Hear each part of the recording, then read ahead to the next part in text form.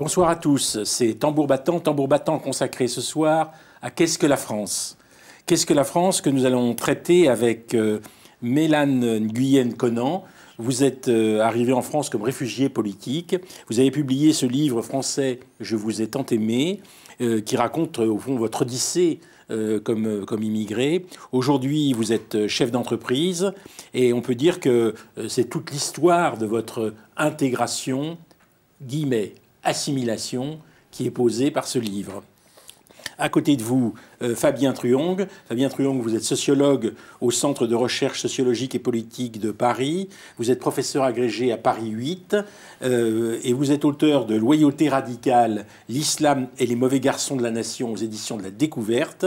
Vous êtes l'auteur de Jeunesse française et puis Des capuches et des hommes, publié chez Buchet-Chastel.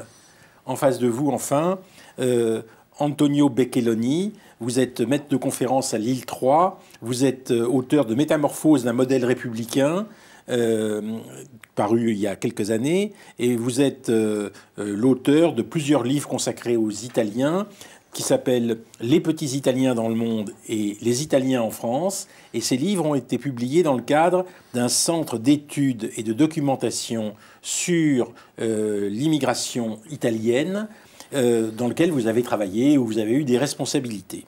Alors j'ai commencé d'abord par la présence des étrangers en France, parce que c'est curieux, d'une émission « Qu'est-ce que la France ?» commence par les étrangers, mais c'est parce que c'est un sujet tellement fort, Fabien Truong, que je voudrais vous entendre sur, au fond, d'abord la question de fixer la présence des étrangers en France. Qu'en est-il ? Je crois que les statistiques qui sont données par les démographes sont claires. On dit qu'un Français sur 4, aujourd'hui, a un parent étranger. C'est quand même très important. Un Français sur 3 a un grand-parent étranger. Donc finalement, beaucoup de Français sont liés à l'étranger, beaucoup plus qu'on ne l'imagine. Mais la venue du nombre d'étrangers en France reste désespérément toujours identique à elle-même, environ 200 000 personnes chaque année. Alors il y a des cris d'orfraie, des gens qui disent que c'est l'invasion, etc. Mais les statistiques démographiques sont là, c'est 200 000 personnes. C'est bien ça, Fabien Truong ?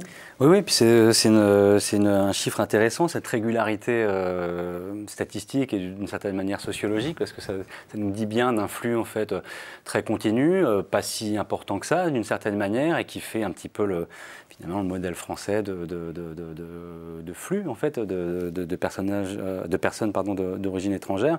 Et on voit bien du coup l'écart sur ces questions-là entre finalement ce qui se fait au quotidien, ce qui se fait de manière assez banale, assez routinière, assez ordinaire et de manière assez stable, et les discours en fait sur le phénomène qui sont eux beaucoup plus fluctuants, qui bougent dans le temps et qui sont très déconnectés souvent avec cette réalité du phénomène. Donc du coup quand on parle d'immigration, il y a toujours ces deux choses, les discours sûrs et le phénomène réel. Et je crois que c'est en croisant ces deux dimensions qu'on peut aussi comprendre pourquoi on parle tant de ces choses-là et d'une certaine manière aussi. Alors, ça peut paraître étrange de commencer par les étrangers en France pour parler de la France, mais si je l'ai fait, c'est parce que je pense que c'est une question absolument centrale, premièrement, et deuxièmement, c'est une question tellement importante que, au fond, est tout le temps posée la question de l'intégration, voire de l'assimilation de ces gens qui sont étrangers. Alors, je voudrais vous demander, Mélane Nguyen-Conan, est-ce qu'il faut en rabattre pour devenir français ? Je sais que cette expression n'est pas jolie, en rabattre, mais je veux dire par là, est-ce qu'il faut abandonner quelque chose de sa spécificité d'origine? Est-ce qu'il faut oublier sa culture d'origine pour être français? Vous montrez que on vous a appris à dire merci aux Français de vous avoir accueillis, que vous avez toujours pensé qu'il fallait faire des efforts pour être français, qu'il fallait se soumettre à quelque chose. Et vous dites dans votre livre, j'ai renoncé à aimer les Français plus que de raison. Donc vous avez évolué et vous avez pensé qu'il fallait arrêter d'aimer les Français de souche, bien que je déteste cette expression. Alors, il faut dire, effectivement, mon titre a beaucoup choqué. Français, je vous ai tant aimé, puisque j'ai osé le conjuguer au participe passé. C'était en réponse à l'injonction de Nicolas Sarkozy, la France, tu l'aimes ou tu la quittes.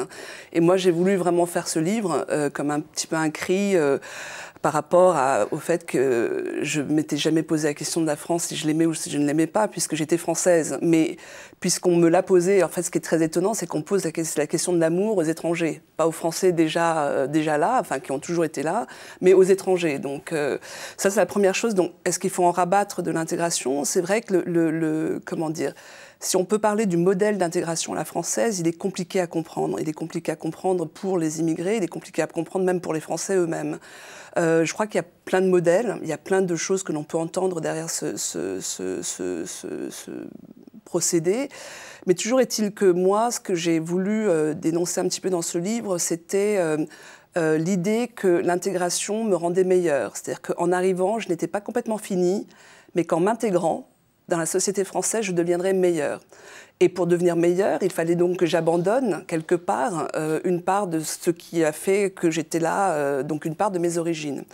C'était lié beaucoup à mon histoire personnelle, puisque quand je suis arrivée en France, en fait, on m'a placée dans une famille française. Alors ça, c'est terrible. Ce que vous racontez là est épouvantable, parce qu'on vous a placé dans une famille française, vous aviez des frères et sœurs, on les a placés dans d'autres familles. Oui, on a séparé les fratries. C'est incroyable. C'est monstrueux. J'avais 7 ans et demi. Et donc ça a été fait vraiment à une époque, donc vraiment le secours catholique, les paroisses, donc les gens avaient vraiment dans cette idée de civilisation, enfin un peu une volonté civilisatrice, quoi, de nous aider à nous intégrer plus rapidement. Donc moi j'étais enfant d'apatride, je me suis retrouvée presque orpheline à l'âge de 7 ans et demi, donc placée dans une famille française la semaine pour mon bien. Donc c'est ça en fait que j'explique dans cette idée que moi j'ai été nourrie de cette idée. Mais ça a eu des conséquences sur vous. Vous montrez que par exemple le pipi au lit, etc., tout ça, des équilibres, excusez-moi de révéler ce qu'il y a dans le livre, oui, c'est complètement. De révéler comme ça des questions, disons, d'altération psychologique que ça a provoqué chez vous. Mais je pense que c'est une question de contexte aussi, c'est-à-dire qu'aujourd'hui quand je raconte cette histoire que je n'ai jamais osé raconter, parce que moi on m'a présenté comme quoi c'était pour mon bien. Moi, j'ai toujours cru que c'était pour mon bien, donc je n'avais jamais osé en parler, jamais osé parler du traumatisme que cela avait créé dans mon enfance et dans mon histoire avec la France. Mais aujourd'hui, quand j'en parle, ce qui est très intéressant, c'est quand j'en parle, tout le monde crie au scandale. C'est-à-dire que c'est vraiment... Il y a eu énormément de cas comme les miens. Donc, dans notre groupe de réfugiés, nous étions le premier groupe qui sommes arrivés en 1975. Dans notre groupe de réfugiés, tous les enfants sont rentrés chez eux en hurlant, en pleurant, complètement traumatisés au bout de 3 semaines. Je suis la seule enfant qui soit restée à ce moment-là. Donc, voilà. Mais vraiment, donc ça a posé beaucoup de questions après pour moi. L'idée de... On a fait cela pour mon bien. Moi, j'ai toujours considéré que la France, je lui devais quelque chose. J'avais cette dette. Et la question que je pose dans mon livre, c'est quand aurais-je vraiment complètement acquitté ma dette? Et surtout, qui sont mes créanciers? À qui dois-je rembourser quoi? Est-ce que je dois rembourser quelque chose à cette France symbolique? Enfin, voilà. Quand pourrais-je être complètement propriétaire du pays dans lequel je vis, dans lequel je fais ma vie, dans lequel j'ai été éduquée? Donc c'est vraiment la question de la dette pour les étrangers est vraiment une question qui pour moi était essentielle. Antonio Beccoloni, alors donc vous avez travaillé sur l'immigration italienne. En fait, dans ce cas, est-ce qu'on a quelque chose de comparable ou bien est-ce que du fait que les Italiens sont arrivés et ont joué finalement un rôle d'ouvriers, d'employés, ils ne se sont pas vite intégrés à la classe ouvrière et en conséquence, de tels problèmes ne sont pas advenus? Je ne le crois pas. Je pense que l'histoire de l'immigration italienne en France est assez paradoxale. Et par certains côtés, ça peut être aussi une figure, en fait, du caractère que l'immigration ou la migration, parce que bon, ces derniers temps, il y a tout un chamboulement du vocabulaire. Autant où nous avions créé dans les années 80 les centres d'études de documentation ça s'appelait sur les migrations italiennes. Et on nous avait fait remarquer qu'en fait, en France, on ne parlait pas d'émigration, on parlait d'immigration. Maintenant, vous avez vu tous que depuis une dizaine d'années, on parle des migrations. Ce qui, d'un certain côté, est plus correct, parce qu'on prend à la fois le point de vue du pays d'arrivée et du point de vue du pays de départ.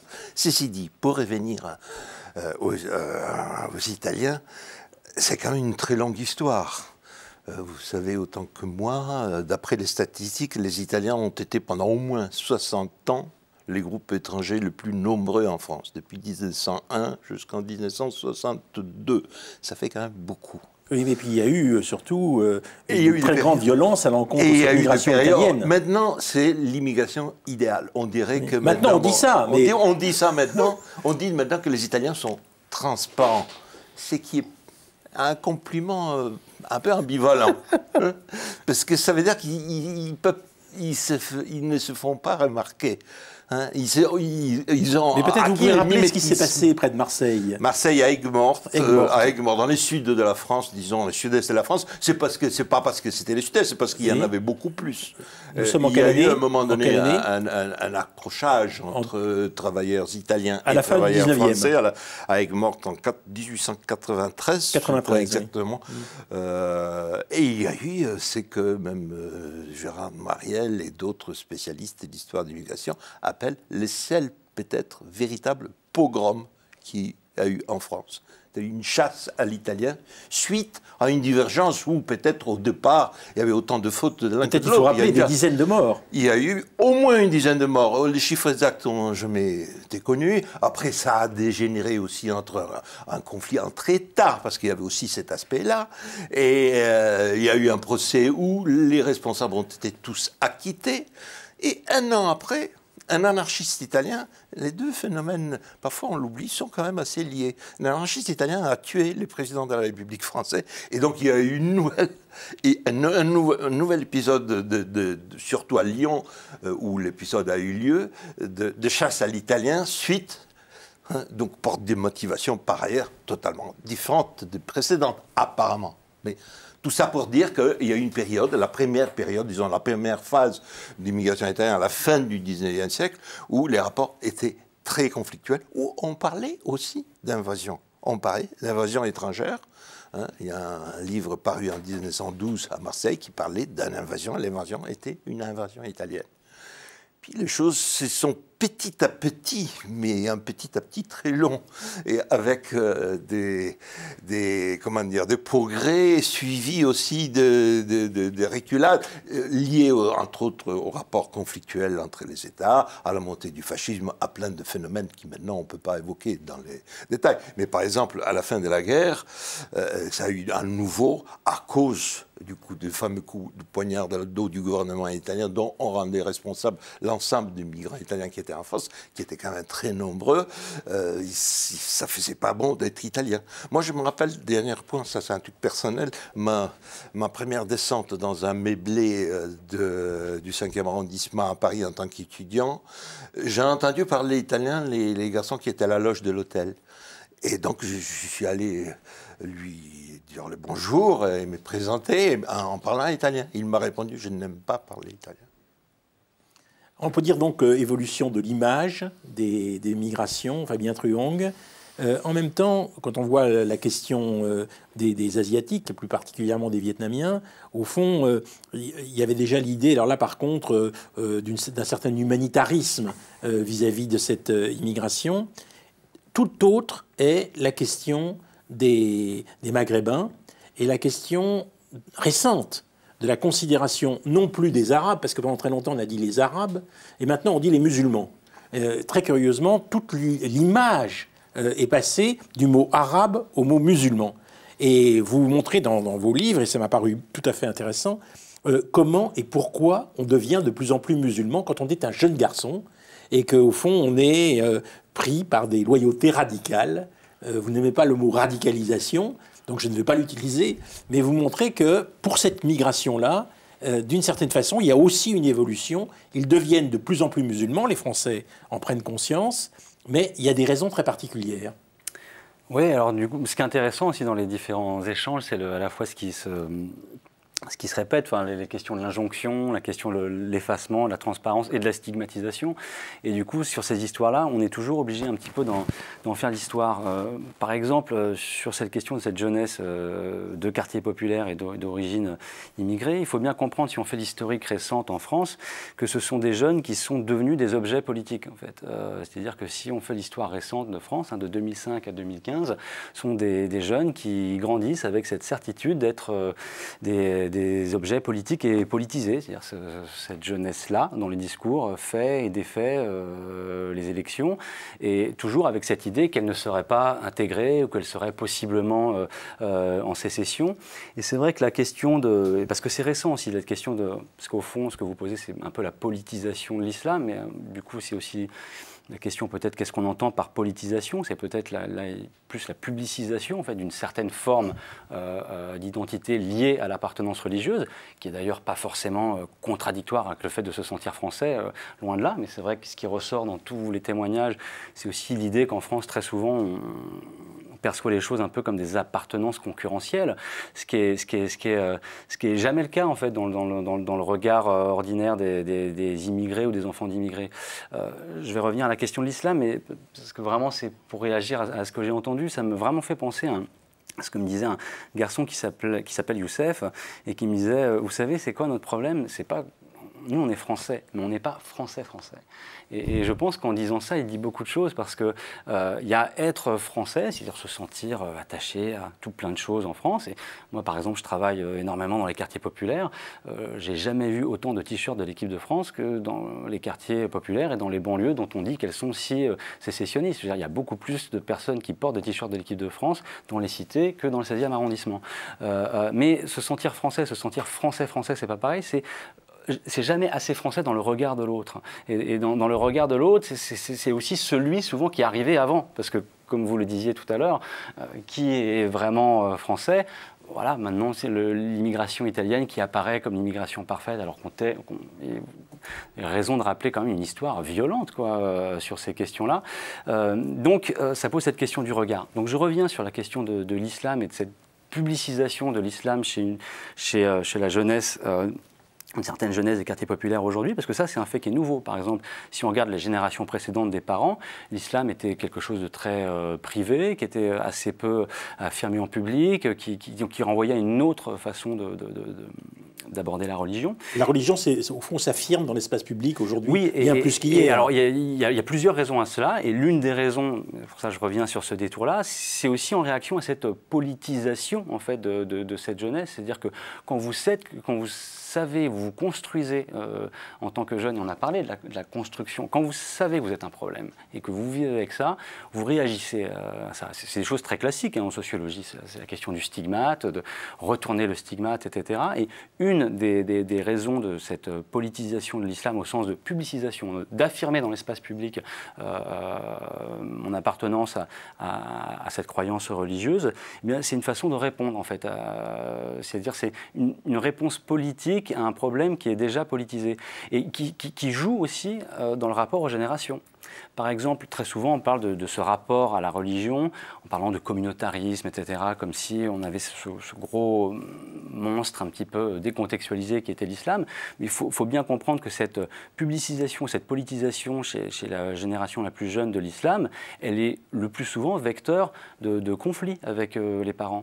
Parce que qu'est-ce qui se passe derrière la question de l'entrée dans l'islam, dans cette religion? Très souvent, pour les enfants, et notamment dans les rapports père-fils, c'est très flagrant, c'est très souvent une façon de dire au papa « je suis plus musulman que toi, je suis meilleur musulman ». Parce qu'en fait, c'est pas du tout la même pratique, c'est pas du tout les mêmes textes, c'est pas du tout le même rapport à la religion.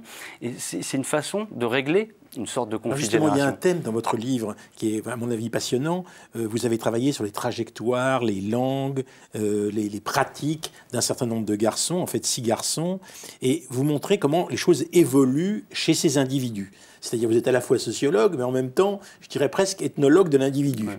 Et cette ethnologie d'individu conduit à prendre en compte la violence dans les quartiers que les jeunes se font subir les uns aux autres ou qu'ils pratiquent avec violence verbale éventuellement, avec leurs parents.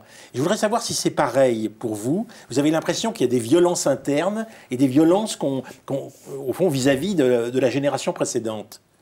Alors moi, oui, j'avais envie de rebondir aussi sur ce que disait Fabien Trong sur le fait que les jeunes soient objets politiques. Moi, je trouve qu'il y a vraiment une vraie évolution, c'est-à-dire qu'on a un discours performatif sur l'intégration, c'est-à-dire que l'intégration, elle est réussie ou elle échoue. Et aujourd'hui, on est plutôt dans une vision de l'échec de l'intégration. On n'arrête pas de parler de l'échec de ce modèle. Mais c'est quoi les critères de cet échec ? Auparavant, en fait, le critère d'intégration, on dit souvent, on accorde 200 ans aux Juifs pour s'intégrer, 60 à 80 ans pour les Italiens, 30 ans pour les Maghrébins et 15 ans pour les Asiatiques. Et aujourd'hui, on est intégré avant même d'arriver. Donc, mais les critères d'intégration, si on prend une intégration réussie pour les Italiens à l'époque, c'était un emploi et l'éducation. C'était vraiment le contrat de base. C'était ces deux choses-là. Petit à petit, en fait, nous, on s'est vu vraiment demander aussi un partage moral, un partage des valeurs. C'est-à-dire qu'à partir du moment où on ne partage pas des valeurs communes, on est en dissension avec le modèle d'intégration. Donc ces jeunes, effectivement, comme ils n'ont pas les mêmes valeurs spirituelles ou les mêmes valeurs, les mêmes pratiques religieuses, donc on les voit comme en échec par rapport à ça. On évolue même aujourd'hui presque à une vision de l'intégration, quand on parle d'intégration heureuse, quand certains hommes politiques parlent d'intégration heureuse, vous vous rendez compte le niveau d'exigence que l'on met aujourd'hui, c'est-à-dire que non seulement vous devez être intégré, avoir économiquement parlant, socialement parlant, culturellement parlant, religieusement parlant, mais en plus, vous devez aussi montrer que vous êtes heureux d'être en France. Et c'est ça que je trouve qui est vraiment intéressant dans ce modèle qui évolue, c'est que le niveau d'exigence... Est-ce que finalement, vous n'êtes pas en train de décrire un processus d'assimilation et non pas d'intégration? Oui, mais c'est un processus... J'entends par assimilation le fait qu'on veuille oublier l'origine. Et quand vous avez dit tout à l'heure que les Italiens sont transparents, les Français pour qui ils sont transparents veulent oublier la spécificité italienne. Oui, mais moi, je voudrais quand même rajouter en entendant les uns les autres quelque chose de un peu ambivalent. C'est le verre à demi plein et demi vide. Parce que j'ai l'impression aussi que il faut voir aussi les immigrants ou immigrés ou migrants comme acteurs quand même dans leur processus d'intégration dans la société française. Alors moi j'ai l'impression que les Italiens des années 50, mettons, la dernière vague d'immigrés italiens en France, acceptaient de beaucoup meilleurs gré qu'ils ne le font maintenant, soit des Vietnamiens, soit des Asiatiques, soit des musulmans, les types d'assimilation qu'on leur demandait. Moi, dans mes études, j'ai trouvé, entre autres, un document officiel de l'administration française des 46 qui disait bien qu'il fallait que les immigrés sachent que devenir français, c'est comme pour, dans le passé au Moyen-Âge, prendre des ordres. Il fallait aussi changer son propre nom et prénom. Et d'ailleurs, moi, je travaille beaucoup en ce moment sur... c'est ce que dit Zemmour, hein. Comment? C'est ce que dit Zemmour, il faut changer de prénom. Voilà, c'est ça. Mais bon, on changeait les prénoms des Italiens. Moi, j'ai fait des études maintenant sur les Italiens morts dans la Résistance en France. C'est pas facile de savoir s'ils sont Italiens ou pas, parce que dans toutes les stèles de mort, le prénom, il est si... Moi, je ne serais pas Antonio. Je devrais absolument être Antoine. Mais c'est le niveau de la charge. C'est le niveau de la charge. C'est la charge de l'immigré de faire l'effort de s'intégrer. Oui, mais en même temps, l'immigré, maintenant, il ne l'accepte pas. Alors que l'italien l'acceptait, l'immigré, maintenant, il l'accepte. Je ne sais pas si c'est parce que l'immigré aujourd'hui ne l'accepte pas. Compliqué. Moi, je dirais que c'est la charge, elle est de plus en plus exigeante. Jusqu'à présent, c'est-à-dire qu'on disait que vous faisiez des efforts pour vous intégrer, simplement en trouvant un emploi et en étant relativement éduqué. Faire un effort au niveau de votre culture d'origine, faire un effort au niveau du partage des valeurs, un effort pour moi, c'est quelque chose qui a été ajouté en plus. Et aujourd'hui, en plus, vous devez être heureux d'être en France. Enfin, c'est ça que je trouve que la charge est de plus en plus importante. Fabien Truong. Oui, alors, je suis d'accord avec ce qu'il vient de dire, mais je voudrais vraiment faire une précision. C'est-à-dire que moi, les jeunes avec qui je travaille, dont vous avez parlé, qui sont dans mes livres, etc., ce ne sont pas des immigrés, ce sont des Français. Donc déjà, c'est tout à fait différent. Et c'est pour ça que je vais revenir sur ce que je disais aussi sur le rapport à l'islam qui change avec les parents. C'est-à-dire que quand les parents arrivent en tant qu'immigrés, donc il y a aussi cette idée, effectivement, de se faire discret, de courber les chines, parce que c'est ça aussi, c'est-à-dire ne pas répondre au racisme, ne pas répondre aux remarques désobligeantes, ne pas répondre à l'humiliation aussi économique et sociale qui existe. Et donc, et la religion, dans ce cadre-là, elle était effectivement privée et on ne l'affiche pas. Mais il faut bien comprendre que ces jeunes-là, quand ils veulent afficher et publiciser d'une certaine manière la religion, c'est aussi une façon de dire à leurs parents, moi, je ne courberai pas les chines. Et pourquoi il y a cette idée de ne pas courber les chines? Il y a plusieurs raisons. Il y a une première raison, c'est qu'eux, de toute façon, ils n'ont pas la même histoire. Ils sont français, ils sont nés en France, ils se sentent français. C'est pour ça, l'idée qu'on aurait d'autres valeurs, qu'est-ce que ça veut dire même en se publicisant et politisant comme musulman, c'est pas du tout évident. Ça, c'est quelque chose qu'essaye de vendre Daesh, par exemple, dans sa rhétorique, militante, mais c'est pas quand même un discours complètement ordinaire. Donc c'est pas non plus aussi comme ça que ça se passe. Et donc du coup, cette affirmation, elle renvoie aussi au fait que c'est une façon de dire, mais on est français et ce fait de ne pas être français, on ne l'accepte pas. Et cette question de la charge que vous dites, elle est importante parce que on est dans un contexte historique, économique tout à fait particulier. Parce que pour ces jeunes-là aussi, il y a une double charge qui est presque ironique au regard du fait qu'ils soient nés en France. Il y a une charge, et j'insiste sur le fait que la stigmatisation sur les jeunes de quartiers populaires, si vous prenez la focale 2005-2015, elle n'a jamais été aussi forte. Alors que d'une certaine façon, ils trouvent aussi complètement leur place dans cette société. Enfin, il suffit aussi de regarder pas que les nouvelles qui font peur, mais le quotidien. Il y a une dispersion très claire des jeunes de milieux populaires aussi dans la société française, et ça c'est une réalité. Mais il y a aussi une deuxième charge qui est importante, qui est la question du rapport au travail. C'est-à-dire qu'on est dans une période de chômage de masse qui est forte, et aussi trouver sa place dans la société d'une manière générale, et ça n'a rien à voir avec la question de l'immigration, c'est trouver sa place dans le monde de l'emploi. Oui, mais vous parlez quand même de conflit de loyauté, et le conflit de loyauté, l'exemple c'est le copain de Koulibaly, qui est éducateur, que vous avez rencontré, que vous avez interviewé, et qui vous dit, au fond, non à l'acte meurtrier, donc il est contre l'acte meurtrier de son copain, mais en même temps il reste quand même copain de Koulibaly. Oui, alors copain au sens, parce qu'en fait quand copain pas au sens, c'est-à-dire que quand oui, Koulibaly n'est plus là, bien sûr. Il n'est plus là, et puis il n'a pas eu partie prenante à cet acte terrible et atroce. Mais c'est-à-dire que il ne peut pas répudier leur amitié, parce qu'en fait d'une certaine manière, alors il faut lire le livre parce qu'en le lisant comme ça c'est assez rapide, mais lui il a un destin social tout à fait différent. Il est travailleur social, éducateur, même s'il est passé par les mêmes chemins de travers. C'est ça qui est intéressant dans le livre, c'est de voir qu'est-ce qui fait qu'on bascule à un moment donné, même si il n'y a pas justement un moment où on bascule, mais ils ont vraiment une trajectoire assez similaire. Ils partent en prison au début au même moment, donc ils ont vraiment une trajectoire chaotique. Mais vous montrez que l'attrait pour le fondamentalisme est lié au fond à quelque chose qui est ce que vous appelez l'imaginaire flottant de Daesh. Oui, je reviens quand même sur cette histoire qui reste copain des loyautés, c'est qu'il faut bien comprendre que une des raisons pour lesquelles il est devenu aussi éducateur, c'est cette idée de rendre ce que le quartier m'a donné, de transmettre, dans un geste d'éducation. Ça se fait aussi au nom de ce qu'il a partagé avec ce garçon en tant qu'enfant, adolescent, et ses valeurs de solidarité sur ce garçon d'avant, je dirais. Et donc ça, quelque part, même s'il répudiait ça, il répudierait les valeurs pour lesquelles il s'est engagé dans ce travail-là. Un mot sur l'imaginaire flottant. Parce que ça m'a paru une idée très très intéressante. C'est qu'au fond, on pense de Daesh des choses très très différentes, mais suffisamment pour éventuellement justifier, bien sûr, l'attirance pour le fondamentalisme.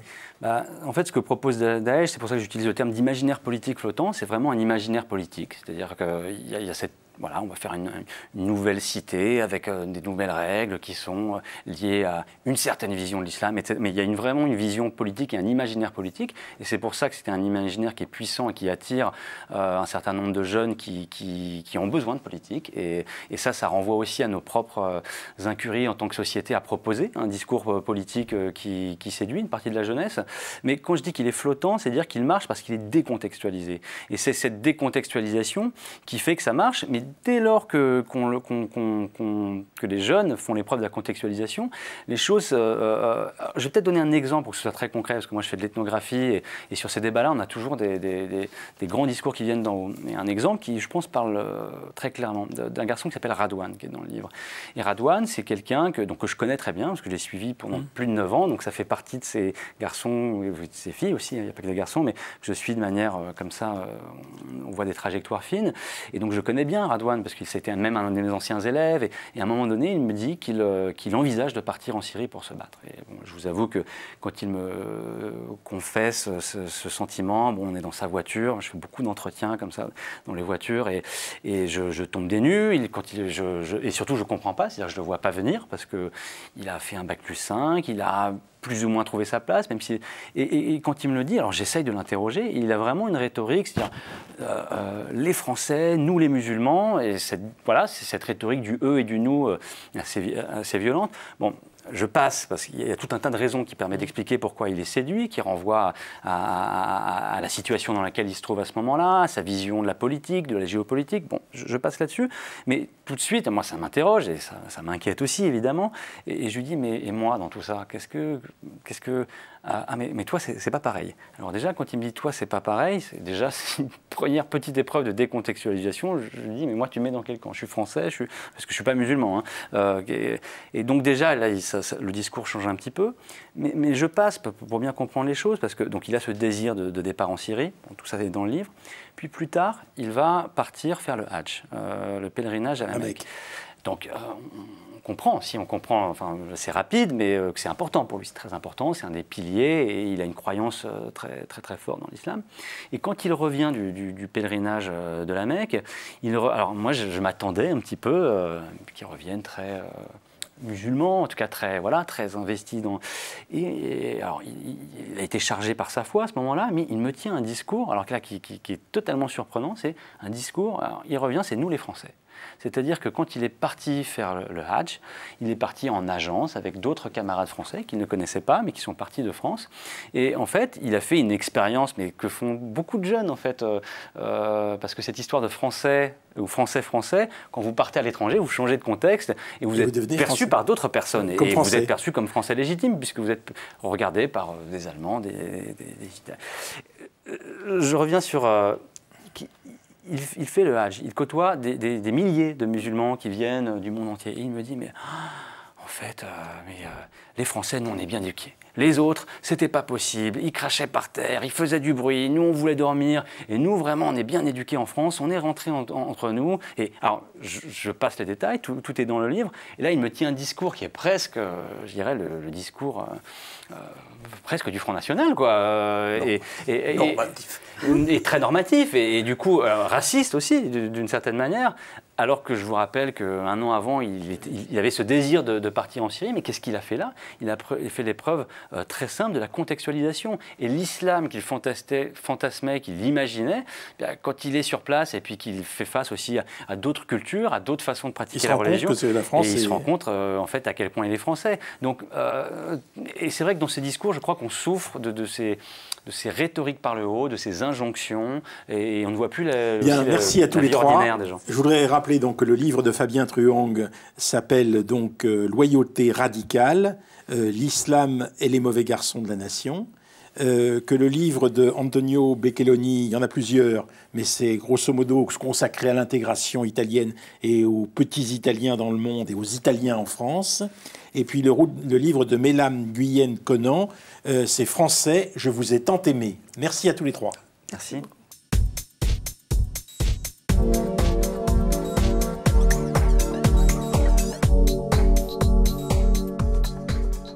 Qu'est-ce que la France? Deuxième partie.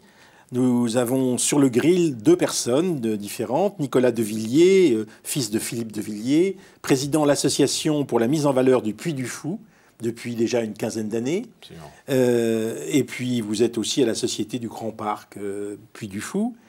En face de vous, je voudrais seulement signaler que je suis allé au Puy du Fou, grâce à vous.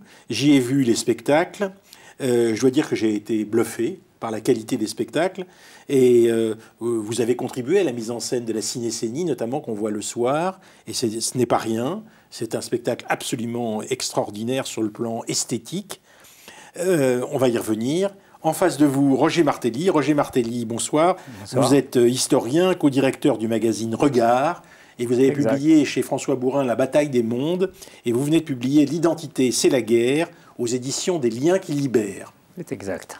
Alors, je voudrais commencer par le Puy du Fou, Nicolas de Villiers, parce que l'expérience que j'ai vécue était vraiment fantastique du point de vue de la qualité des spectacles. Merci beaucoup. Il y en a beaucoup qui sont écrits avec des comédiens qui sont très bons et qui jouent ces spectacles. Il y a sur le site, en même temps que chaque visiteur, 15 000 personnes à peu près. ce qui est absolument impressionnant, donc un résultat extraordinaire du point de vue du public, mais avec une qualité réelle de ce qu'on voit. Cependant, je vais prendre 2 exemples qui m'ont terriblement choqué. Le dernier panache, des derniers panaches centrés autour du personnage de Charette, ouais. Donc, qui est un Vendéen, ouais. Figure de la guerre de Vendée, et deuxièmement, un deuxième spectacle, c'est l'Odyssée du Puy du Fou, et dans les 2 cas, on voit des Vendéens armés de fourches qui sont poursuivis par de méchants révolutionnaires qui, eux, sont armés jusqu'aux dents et ont le pouvoir d'État entre les mains et viennent exterminer ces pauvres Vendéens. C'est vrai que les Vendéens ont été victimes, effectivement, des révolutionnaires, mais ce n'étaient pas des anges non plus, les Vendéens. Et ça n'apparaît pas tout à fait dans le spectacle.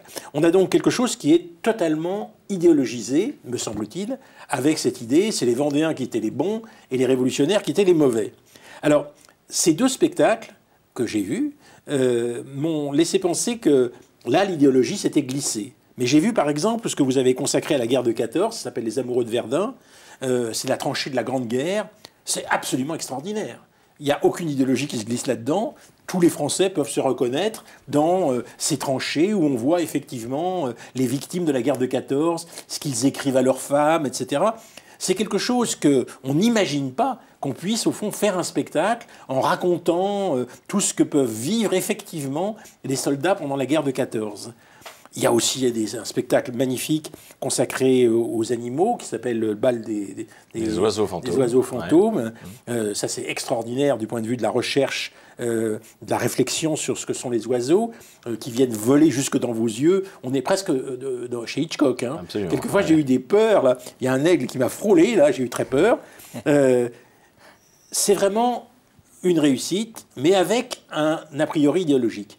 Alors, je voudrais savoir, il y a énormément de monde qui vient, mais ça ne justifie pas que cette idéologie triomphe. Alors, vous allez me dire, c'est l'idéologie de Philippe de Villiers et de Nicolas de Villiers. Donc, il faut si vous allez au Puy du Fou, il faut que vous acceptiez leur idéologie. C'est la France. C'est la France. D'abord, attendez, avant toute chose, le Puy du Fou, c'est un poème avec un certain nombre de spectacles. C'est un poème mis en scène, le Puy du Fou. C'est un grand poème avec des strophes. Chaque spectacle est une strophe. On est en Vendée, dans un parc particulier.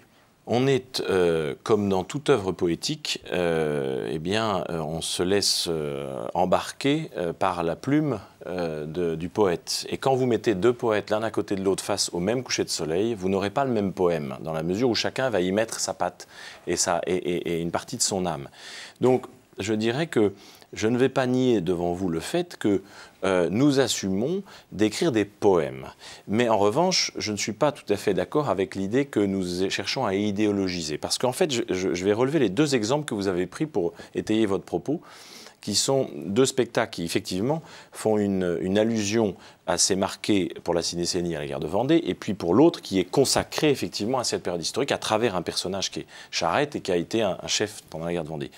Ce que je veux préciser, c'est que il s'est passé, pendant la Révolution française, entre 1793 et 1795, disons, c'est la période la plus meurtrière et de loin, il s'est passé une chose effrayante qui est que le comité de salut public a décidé, et c'est dans le journal officiel, c'est pas nous qui l'inventons d'ailleurs. Attention, vous avez un historien en face de vous. Hein. Oui, mais je n'ai absolument aucune crainte parce que l'historien ne pourra que confirmer, s'il fait des recherches sur le sujet, ce que j'avance. D'ailleurs, dans le spectacle, on fait à un moment donné une allusion par une scène, et vous l'avez vu, à la Convention, et le moment où la Convention débat de ce qu'il faut faire de la Vendée. Qu'est-ce qui s'est passé en Vendée? Il s'est passé discours meurtrier de Robespierre. Hein. Alors, je vais vous dire, j'ai vu ce discours de Robespierre, je me suis dit vraiment, vous avez choisi chez Robespierre les phrases les plus dures. Mais vous savez, Robespierre a dit ça, c'est dans le journal officiel, de même que Barrère et tous les gens qui sont cités dans cette scène-là. C'est écrit dans le journal officiel. Vous vous doutez bien que sur un sujet aussi brûlant que celui-là, on n'allait pas nous-mêmes réécrire les propos des uns ou des autres quand il s'agit de Robespierre ou de ceux qui l'ont accompagné comme Saint-Just et les autres. Donc nous avons simplement cité des extraits de leur discours, mot pour mot. Et effectivement, Robespierre a cette phrase terrible, il dit soit la Révolution est innocente et à ce moment-là, il faut écraser la Vendée et donc il faut envoyer en Vendée finalement ce qu'ils appelleront les colonnes infernales. C'est un mot qui est choisi par le comité de salut public. Ce n'est pas un mot inventé par les Vendéens, hein, c'est un mot qui est inventé par le pouvoir parisien de l'époque. Et il ajoute, si en revanche nous considérons que la Vendée est innocente, alors pèsera sur la Révolution tout entière et sur chacun d'entre nous. Il s'adresse évidemment à tous les députés de l'Assemblée nationale. Il leur dit alors pèsera sur chacun d'entre nous un terrible soupçon. Ça veut dire que finalement, il reconnaît dès cet instant qu'il y a dans la Révolution française une part d'ombre non négligeable. Il faut le dire. Ça ne veut pas dire qu'on se sente moins français ou que par ailleurs on jette le bébé avec l'eau du bain. Quand on est français en 2018, ça fait partie de notre passé, de notre culture, de notre identité que de considérer la Révolution comme une part très importante de notre histoire qu'il faut accepter et essayer de regarder à chaque fois la part lumineuse de l'histoire. Vous savez, d'ailleurs, c'est la vocation du Puy du Fou. La vocation du Puy du Fou, c'est de montrer la part lumineuse de l'histoire. Mais de temps en temps, il faut aussi montrer ce que les Français ne connaissent pas. Et cette histoire-là, les Français ne la connaissent pas. Et c'est aussi à travers un beau poème qui est un spectacle, qui est un poème mis en scène, qu'on essaie de raconter cette histoire terrible qui a fait 300 000 morts de part et d'autre, vendéens et révolutionnaires. Roger Barthélémy, je voudrais savoir comment vous réagissez à ces... Hélas, vous n'avez pas été au Puy du Fou, mais je voudrais que vous réagissiez à ce qu'on nous en avons dit tous les deux, et que vous me disiez, vous, en tant qu'historien, si au fond la France, c'est d'une part la guerre de 14, spectacle que j'ai trouvé formidable, d'autre part Jeanne d'Arc, spectacle que j'ai trouvé formidable, qui a eu lieu au Puy du Fou, parce que là, au fond, il y a sans doute un consensus en France dans son histoire autour de Jeanne d'Arc ou autour de la guerre de 14, et que c'est plus difficile d'avoir un consensus autour de la Révolution française, et que c'est pour ça que j'ai été choqué par ce que j'ai vu sur la Révolution française. Sans doute. Sans doute. Je dois dire que je n'ai pas vu le spectacle du Puy du Fou, mais je suis à peu près sûr que si je le voyais, ou quand je le verrai, nous verrons, j'aurai la même réaction qu'Antoine Spire. C'est-à-dire, je pense que je serai bluffé, parce que j'adore qu'on me raconte des histoires, des récits, des poèmes, si vous voulez, quand bien même ce ne sont pas les miens. Mais je crois qu'il faut faire simplement attention à une chose. En évoquant la guerre de Vendée, en fait, vous traitez d'une guerre civile. Je sais qu'une guerre civile, quelle qu'elle soit, dans quel pays que ce soit, dans quelque, j'allais dire, période que ce soit, la guerre civile, c'est ce qu'il y a de plus atroce. Il n'y a rien de plus sauvage qu'une guerre civile. C'est toujours plus sauvage, j'allais dire, que la guerre tout court. Et pourtant, la guerre tout court a toujours montré des trésors d'ingéniosité du côté du mal.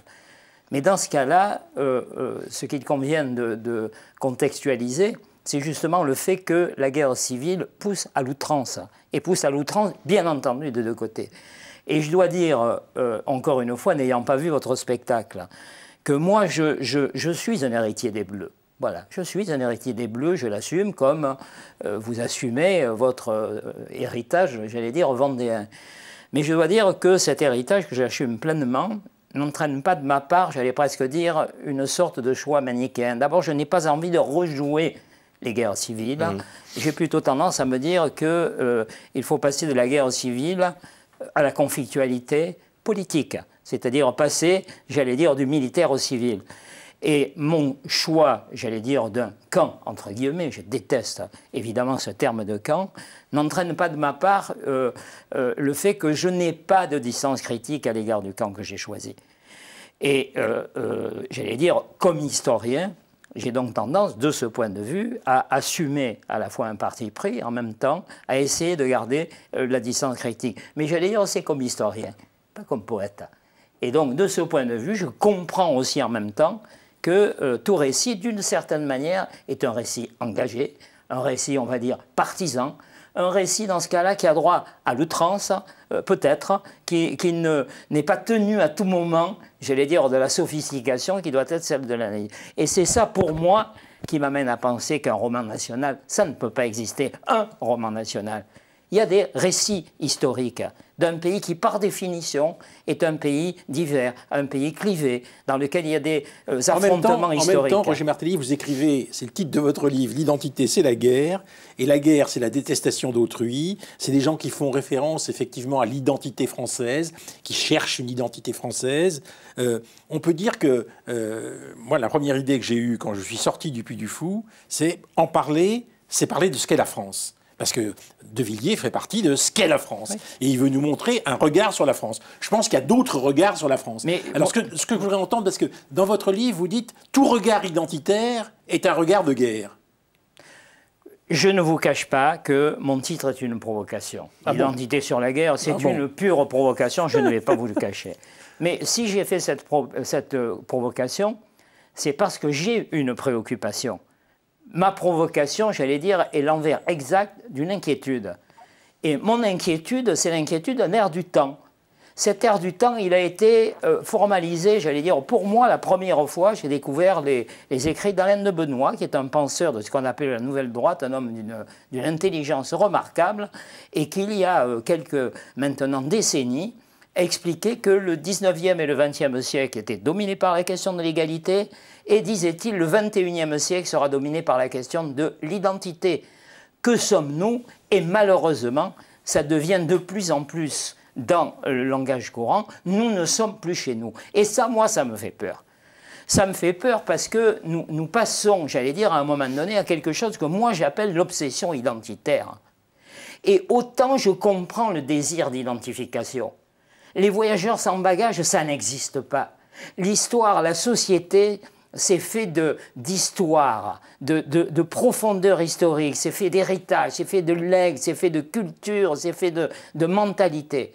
Tout individu doit se situer par rapport à une histoire. Il choisit, il va déterminer, choisir ses appartenances, ses cultures, etc. C'est l'identification. Pour moi, l'identification, c'est un processus positif dès l'instant où c'est un processus libre. L'identification, c'est un libre choix. Ce qui me gêne, la question de l'enracinement, pardon de vous couper, ce qui me gêne, ça n'est pas que, j'allais dire, on fasse des choix.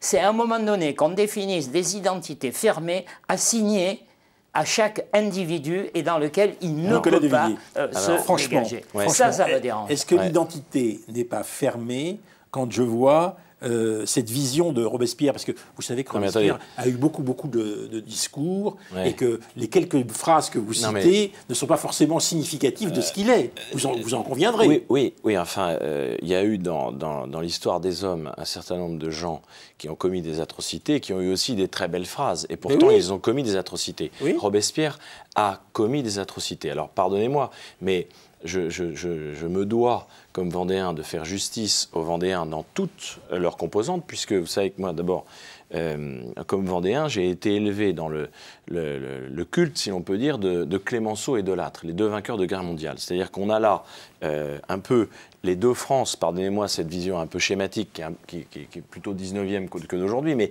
qui veut bien dire ce que ça veut dire, c'est-à-dire qu'on a Clémenceau, l'anticlérical, qui n'est pas du tout le cul béni qu'on voudrait qu'il soit parce qu'il est vendéen, c'est tout le contraire. Et on a de Lattre qui, lui, est plutôt dans la tradition militaire ancienne, etc. Donc, pour moi, la Vendée, c'est aussi ça. Donc, la Vendée, elle dépasse simplement la question de la guerre de Vendée. Mais ça, la guerre de Vendée, vous avez raison, c'est une guerre civile. Je suis tout à fait d'accord sur ce que vous avez dit sur la guerre civile. C'est les guerres les plus atroces. Mais je veux préciser une chose. Qu'est-ce que la guerre de Vendée? C'est tout sauf une guerre civile d'origine marxiste, si l'on peut dire, puisque c'est une guerre paysanne où on a des paysans qui se soulèvent en disant « Nous, on n'est pas contre la Révolution française. Charette, dont nous faisons d'ailleurs, nous racontons l'histoire, et nous racontons avec le point de vue de Charette. Donc évidemment, ce n'est pas le point de vue de Robespierre, mais c'est le point de vue de Charette. Charette, eh bien, est un homme qui va même se cacher sous son lit. C'est vous dire s'il n'a pas du tout envie de prendre parti quand les Vendéens viennent le chercher.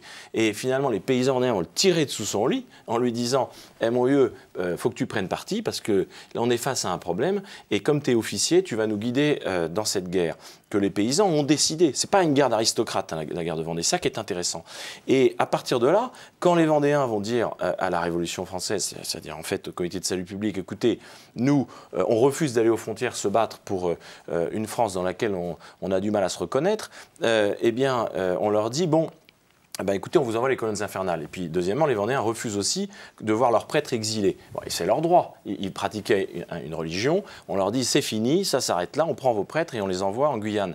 Et ils se rebellent en disant, écoutez, c'est pas possible, on ne peut pas accepter ça. Ça s'appelle l'exercice de sa liberté. À partir de là, on leur envoie sur la gueule, excusez-moi de l'expression, les fameuses colonnes infernales avec voilà, une violence inouïe et qui va effectivement décimer, c'est écrit dans les ordres de mission du Comité de salut public, les femmes, les enfants et les vieillards, non pas parce qu'ils sont porteurs d'une idéologie qui serait soit catho, soit je ne sais quoi, hein, mais parce qu'ils sont vendéens. C'est une des premières fois dans l'histoire, avec sans doute le génocide indien, qui malheureusement porte en germe le grand génocide du XXe siècle, mais c'est la première fois dans l'histoire où on tue des gens, non pas pour une idéologie, mais parce qu'ils appartiennent à ce qu'on appelle à l'époque une race. C'est quand même terrible. Donc, et ça, c'est dans tous les livres, que ce soit Chonu, François Furet, etc., l'ont tous dit, l'ont tous démontré en disant on doit reconnaître qu'il s'est passé ça en Vendée. Pardonnez-moi, je voulais revenir sur ce sujet parce que je veux vraiment faire justice aux Vendéens. Et j'ajoute que les Vendéens ont été les premiers dans les tranchées de 14-18 pour défendre la France, la République française. Et c'est dans la tranchée des baïonnettes, ce sont des Vendéens qui sont enterrés. Et on est fiers de ça en Vendée. Donc ça n'est pas en Vendée une espèce de particularisme indépendantiste à la façon corse ou bretonne. C'est en Vendée, nous nous sentons d'abord français avant de nous sentir vendéens, je le précise. Roger Martelly. Difficile de... Comment dire, j'ai du mal à contredire ce propos. Moi, je dirais que l'identité vendéenne, c'est pas la guerre. Je ne dirais, puisque vous avez reconnu que c'était une provocation, votre titre, mais en revanche, la question se pose de savoir si c'est une identité dynamique ou une identité figée. Non. Il y a les deux points que vous abordez dans votre livre. C'est le département qui a le moins de chômage en France aujourd'hui. J'ose penser que c'est dynamique. Attendez, justement, vous abordez... Non, mais c'est une autre question. Ce qui veut dire, dans ces deux termes, je le sors de son livre, identité dynamique et identité figée. Il appelle identité dynamique le fait qu'il y ait des classes différentes et une transformation des classes sociales avec des gens qui, partant d'une classe sociale, finalement, leurs enfants vont participer à une autre classe sociale, etc. Bon, ça, c'est une identité dynamique. Et l'identité figée, dit-il, c'est quand on t'en tient pour l'ethnie ou pour l'origine ou pour, comme définition, si vous voulez, par-dessus tout, de l'essence du Vendéen. Voilà. Alors la question qu'il devrait vous poser, c'est identité figée ou identité dynamique? Oui, vous vouliez ajouter quelque chose? C'est qu'en réalité, avec la Vendée, nous sommes sur un autre débat, véritablement, que celui de l'identité, qui est le débat de la forme que prend à un moment donné, d'une part, la conflictualité, la forme extrême, celle de la guerre civile. Et dans ce cas-là, on peut être tenté, en permanence, je dis tenté, de rejouer le grand... la grande épopée de la guerre civile. C'est-à-dire, dans ce cas, se dire, à un moment donné, dans cette guerre civile, il y a une responsabilité qui est la responsabilité d'un camp, point barre. Et à partir de là, on choisit son camp. Et moi, je ne vous cache pas que, encore une fois, choisissant, j'allais dire, le parti pris des Bleus, je ne suis pas du camp des Bleus. Parce que tout à la fois, je constate à un moment donné qu'il y a quelque chose qui prend l'allure d'une guerre civile. Ce qui conduit à cette guerre civile, pour moi, doit faire l'objet de réflexion. Il y a, d'une part, ce qui pour moi est l'essentiel, c'est-à-dire la guerre de Vendée, est tout simplement un moment de ce vaste conflit qui traverse la France, mais qui traverse l'Europe sur la longue durée, et qui est le conflit porté par la période des révolutions. C'est-à-dire ce basculement d'une société qui est une société avant tout paysanne et plutôt hiérarchique, fondée sur l'autorité, appuyée sur la religion, à une société qui devient une société urbaine, plutôt industrielle, dans laquelle la part de la religion recule par rapport à d'autres formes d'appartenance. Ça, c'est le grand, j'allais dire, arrière-plan. Et là-dedans, ce qui conduit au pire, pour moi, n'était pas une fatalité. Et dans ce qui conduit à la guerre civile, je ne cache pas personnellement ce qui ont été les responsabilités, j'allais dire, d'une partie des Bleus. Et là, attention, dans le cas de Robespierre. Robespierre, qui a l'image du grand éradicateur de 93-94, c'est l'homme qui, au contraire, depuis 89, à plusieurs reprises, met en garde l'Assemblée, met en garde les sociétés populaires sur le fait qu'à un moment donné, il ne faut pas diviser le peuple. Et c'est lui qui met en garde, par exemple, contre les conséquences de l'entrée en guerre. Quand en 92, il est contre l'entrée en guerre, alors que les bourgeois girondins, brissotins, entre guillemets, et les monarchiens sont pour la guerre, qu'est-ce qu'il dit? Il dit « je ne veux pas de la guerre ». Pourquoi? Parce qu'à un moment donné, une guerre, on sait quand elle commence, on ne sait pas quand elle finit. Et si nous nous engageons dans la guerre, cette guerre va durer longtemps, elle va nous conduire à des mesures extrêmes qui vont conduire au pouvoir des généraux. C'est-à-dire que Robespierre est celui qui se trouve dans une situation où il se sent contraint, à un moment donné, d'aller vers des mesures, j'allais dire, extrêmes, mais notez entre parenthèses que, par exemple, il est pour des mesures terroristes, pour une part aussi, pour empêcher, j'allais dire, la terreur sauvage, populaire, immédiate, qui est, par exemple, la terreur des massacres de septembre. Oui. C'est donc, d'une certaine façon, une régulation de la violence.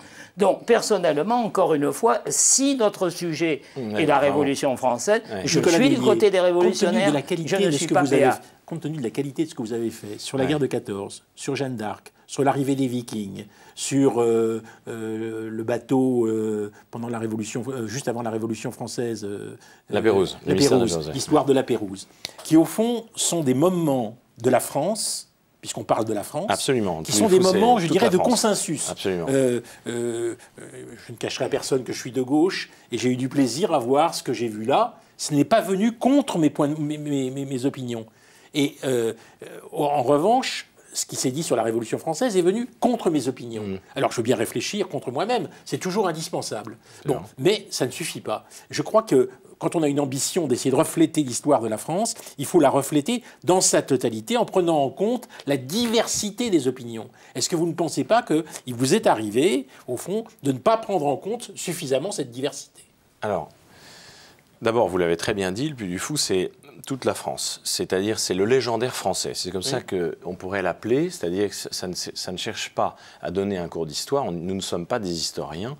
Et je le disais avant de prendre l'antenne que je n'avais pas la qualité que vous avez en tant qu'agrégé. Donc, nous ne sommes pas des historiens. Nous sommes simplement des artistes, des créateurs de spectacles qui avons pour objectif de montrer la part lumineuse de l'histoire de France. Et on est dans une société, dans un moment, dans une époque dans laquelle on nous parle beaucoup, et notamment dans l'univers médiatique, des parts sombres de l'histoire. C'est extrêmement important de le faire, et notamment dans nos écoles, parce que précisément, pourquoi on enseigne l'histoire? Pour qu'on évite qu'elle bégaye et qu'elle se répète. Il est donc essentiel de montrer la part obscure de l'histoire. Mais la vocation du Puy du Fou n'est pas celle-là. Elle est non pas de remplacer l'école comme un historien, mais comme artiste, au contraire, de montrer la part lumineuse, la part glorieuse, la part qui, finalement, élève l'homme et qui le rassemble. Vous avez dit très justement, Antoine Spire, que vous disiez « moi je suis de gauche et je ne me suis pas senti, en dehors de la question de la Vendée, j'ai bien compris, mais par les autres spectacles, vous ne vous êtes pas senti choqué ». Eh bien, je crois que là, le Puy du Fou atteint son objectif. C'est-à-dire que finalement, le Puy du Fou fédère, rassemble autour de ce légendaire français que nous essayons de célébrer et de montrer de belles manières. Donc c'est vrai que nous cherchons dans l'histoire ce qui est plutôt lumineux, ce qui est exemplaire, ce qui est héroïque, et tout ce qui va faire que nous allons partager ce bagage dont vous parliez tout à l'heure, et qui va faire que eh bien, nous allons pouvoir croire à quelque chose ensemble et regarder dans la même direction. On nous parle beaucoup de vivre ensemble aujourd'hui, mais pour vivre ensemble, encore faut-il partager des choses. Vous savez, quand on choisit la personne avec qui on va vivre, son conjoint ou sa conjointe, son époux, son épouse, peu importe, eh bien, en général, on l'a choisi, on le choisit, on se choisit mutuellement parce qu'on a des choses à partager. Voyez, donc, pour vivre ensemble et fonder, pourquoi pas, une famille, il faut encore avoir des choses à partager. Quand on veut, eh bien, ensemble, être un peuple qui s'appelle la France, quand en plus, il y a des Français qui arrivent d'horizons très divers aujourd'hui, eh bien, raison de plus pour trouver les moyens qui, par la poésie, encore une fois, par le beau, eh bien, élève chacun au-dessus de soi-même, s'exauce et finalement se retrouve dans ce bagage commun. On a là, au fond, un récit national qui est irrigué par une vision du monde. Vous souhaitez, dans votre livre, que cette vision du monde, pour le récit national, ne supplante pas, ne soit pas au-dessus du récit. Je respecte totalement le parti pris que vous avez énoncé. Je le comprends. Ça n'est pas le mien. Ça n'est pas le mien pour une raison toute simple. C'est je ne crois pas qu'il faille d'ailleurs choisir entre le lumineux et le sombre. Le porteur, j'allais dire, d'enthousiasme et ce qui, au contraire, peut à un moment donné inquiéter. Personnellement, je considère que la France, par définition, est plurielle. Ça n'est pas une histoire, c'est des histoires qui se croisent, qui s'entremêlent, qui se superposent, qui se confrontent souvent. Et personnellement, ce qui m'intéresse, c'est justement cette diversité, cette vivacité. La France, c'est aussi Vichy. La France, c'est aussi Vichy. Oui, c'est pour ça. Mais c'est pour ça que je ne crois pas que cette France diverse ait besoin d'un récit historique, ou lumineux ou sombre. Elle a besoin à un moment donné de construire sa communauté, de savoir ce qui fait que dans cette diversité, elle peut, à un moment donné, vivre ensemble, coexister, voire parfois construire ensemble. Mais pour ça, ça signifie, mais vous avez un point de vue encore une d'historien. fois, c'est un point de vue, ça, politique. Parce que je ne crois pas à un récit national. Moi, je crois à une histoire qui doit être une histoire de la complexité, des contradictions. Je n'exclus pas des récits. Ce que je récuse, c'est l'existence d'un seul récit qui serait le récit de tous les Français. Ça, pour moi, c'est un piège. Ils ont le droit à Je avoir n'aurais Puy du même Fou. pas envie d'être Roger Martelly. celui qui aurait tiendrait Roger à la- Martelly, J'entends. ils ont le droit au Puy du Fou d'avoir leur récit. Mais bien sûr. Hein Voilà, nous racontons Mais une histoire. je dirais même que pour pouvoir, comment dire, Librement. je suis sûr que la force de ce que vous faites, c'est l'empathie. C'est-à-dire, vous choisissez à un moment donné, C'est l'émotion, vous triez, c'est l'émotion. Ouais. Et l'émotion, c'est ce qui fait la poésie, c'est ce qui fait l'enthousiasme. On en a besoin. Alors on pourrait a souhaiter, besoin donc du on pourrait Puy du Fou. souhaiter d'autres Puy du Fou avec une autre idéologie. Ah, si J'entends par c'était- là ah, avec des récits nationaux faits avec une autre empathie. Si c'était possible, ce serait génial. Mais ne me demandez pas ça, je n'ai pas le talent pour Non, le mais faire. en tout cas, je rebondis sur votre concept d'identité dynamique, c'est ça? Oui. Parce que moi, je me reconnais dans ce concept-là, même si, pardonnez-moi, n'ayant pas lu davantage ce que vous mettez derrière ce concept, je ne peux pas non plus y adhérer totalement sans avoir compris. Non, mais il quelle est- parle de quelle est la frottement des définition. récits. Il dit que les récits successifs se Alors, frottent les uns moi, les autres. je ne le On a dis- besoin de cette pluralité. Je ne le dis pas comme un historien qui regarde justement la façon dont on doit regarder son histoire avec les récits croisés, etc. Je le dis simplement justement comme un homme du présent, profondément enraciné dans le présent, en tout cas j'espère, et qui regarde son identité comme étant un cadeau à offrir au monde. Je crois que la France est un pays qui a encore beaucoup à donner au monde. Je crois qu'elle a beaucoup donné et que partout où on va dans le monde, j'ai la chance de beaucoup voyager parce que nous faisons des Puy du Fou un peu partout dans le monde aujourd'hui. Nous sommes très demandés et on nous dit « Ah, la France, terre de liberté. Ah, la France, terre des droits de l'homme, etc. » Et donc, je constate ça et je me dis « Mais la France, elle fascine. La France, elle peut être rayonnante. » Or, c'est triste de reposer le pied en France et de voir beaucoup de gens qui se disent « Mais non, mais tout ça n'a plus de sens, tout ça n'a plus d'intérêt. » Et donc, simplement, je crois qu'on peut, plutôt que de chercher à faire une espèce de plaidoyer qui aurait été malvenu et mal compris, étant donné ce que nous sommes et notre bagage, peut-être, ça je l'entends, eh bien nous écrivons des spectacles qui finalement passent au-dessus, par le beau, de tous ces débats-là. Et voilà, qui je crois rassemblent en tout cas, parce qu'ils touchent. J'aime la France, mais je n'ai pas besoin de croire pour cela qu'il y a une identité française. J'aime la France parce qu'elle est plurielle, vous en faites donc bien évidemment partie, mais elle est plurielle. Et c'est cette pluralité et le heurt et le commun qui peut résulter de cette pluralité qui me passionne. Merci à tous les deux. Alors, je voudrais rappeler que le livre de Roger Martelly s'intitule « L'identité, c'est la guerre », publié au Lien qui libère, et que j'invite beaucoup de nos téléspectateurs à aller voir le Puy du Fou. Avant de parler du Puy du Fou, ce serait bien d'aller voir sur place. Merci. Merci beaucoup.